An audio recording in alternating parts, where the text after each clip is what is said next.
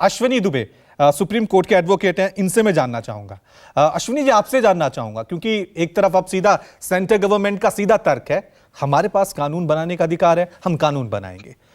आम आदमी पार्टी कह रही है कि सुप्रीम कोर्ट ने फैसला सुनाया है, इनका ऑर्डिनेंस तो निरस्त हो जाएगा। सुप्रीम कोर्ट में आगे क्या होगा, क्या हो सकता है, किसके पक्ष में जा सकता है आगे?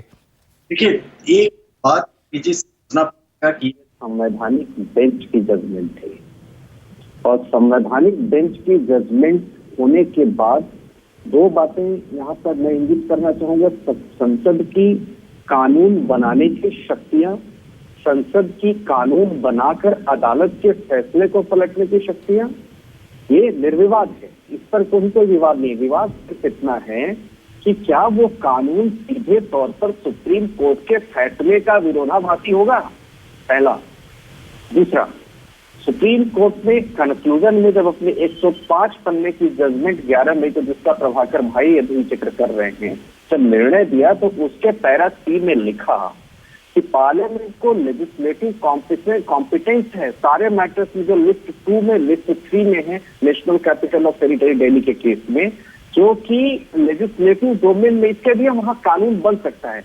परंतु इसेंशियल लीगल टेस्ट पास करते समय सुप्रीम कोर्ट जरूर इस बात पर निर्णय करेगा कि जिस फैसले पर अमल ही नहीं हुआ और जब उस पर तत्काल कानून बनाने की जरूरत क्यों पड़ी।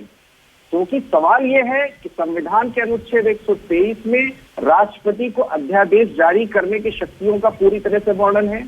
अगर कोई ऐसा विषय हो जिस पर तत्काल कानून बनाने की जरूरत हो और उस समय संसद न चल रही हो, तब अध्यादेश लाया जा सकता है। अब सवाल यह है कि क्या ये इतना ही इंपॉर्टेंट मैटर है, इस बात को सुप्रीम कोर्ट तय करेगा। और ये बात तय करते हुए सुप्रीम कोर्ट को अगर ऐसा लगता है कि ये जो फैसला है वो संवैधानिक रूप से सही और जो हमारी जजमेंट है उसका विरोधाभासी नहीं है, तो निश्चित तौर पर इसको जो है कानून बनाने के जो 6 महीने की समय सीमा है, उस समय सीमा के अंदर कानून बन सकता है।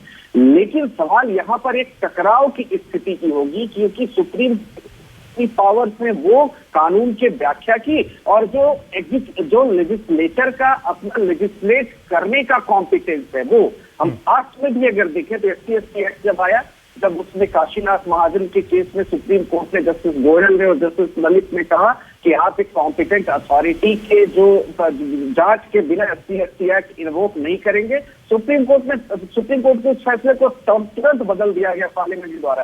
पहले उस पर ऑर्डिनेंस आया, फिर उस पर कानून बना और रिव्यू पिटीशन में जस्टिस अरुण मिश्रा की बेंच ने उसको मान लिया। अब सवाल यहाँ पर यह है कि सुप्रीम कोर्ट ने कहा कि अगर अधिकारी मंत्रियों को रिपोर्ट करना बंद कर देते हैं, उनके निर्देशों का पालन नहीं करते हैं, तो जो सामूहिक जिम्मेदारी का सिद्धांत, जिसकी बात अभी आपने फेडरल स्ट्रक्चर की बात कही, जिसकी बात अभी प्रभाकर जी ने कहा कि संवैधानिक ढांचे की संविधान की, वो वहां बात आएगी। यानी अल्टीमेटली जो अकाउंटेबिलिटी है जनता को डिस्चार्ज करने की, जनता के लिए फैसले लेने की, जनता के पक्ष में निर्णय लेने की, उसका होगा। इसीलिए ठीक है, रीना रिस्पॉन्ड करें, फिर मैं आशीष सूद के पास जाऊंगा।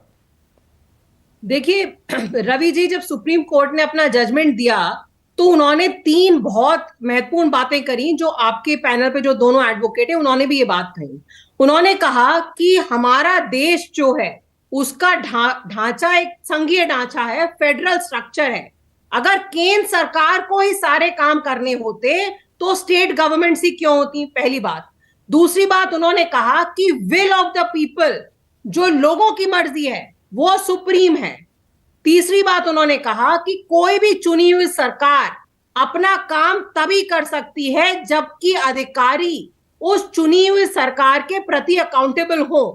तो ये 3 बहुत महत्वपूर्ण बातें इन्होंने कही। सुप्रीम कोर्ट ने आज जो केंद्र सरकार ऑर्डिनेंस जो ला रही है, वो ये तीनों बातों को एकदम साइड में करने की कोशिश कर रही है। वो ये कह रही है कि सेंट्रल गवर्नमेंट ही सब कुछ है और 2 बाबू और 1 चीफ मिनिस्टर की कमेटी बनेगी, वो डिसाइड करेगी, बाबू डिसाइड करेंगे कि दिल्ली में क्या योजना बनेगी, दिल्ली में बढ़िया स्कूल बनेंगे। वो जो 2 सेंट्रल गवर्नमेंट, मैं जवाब लेता हूं।